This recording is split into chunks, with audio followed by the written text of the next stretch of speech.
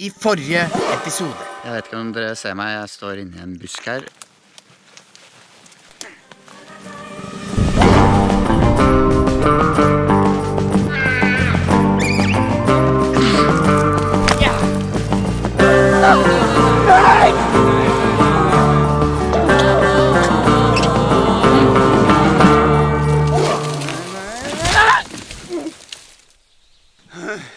Nei, jeg trenger hjelp her.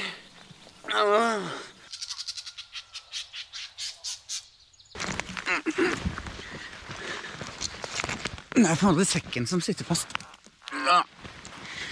Nei.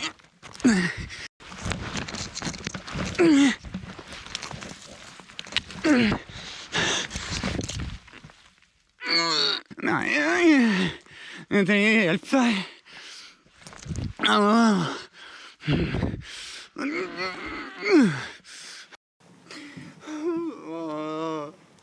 Au, den sitter inn. Au, den sitter inn. Jeg har en pinne. Jeg har en pinne inni magen. Yes, kom opp. Der kom jeg. Kanskje jeg bedre gå andre vei.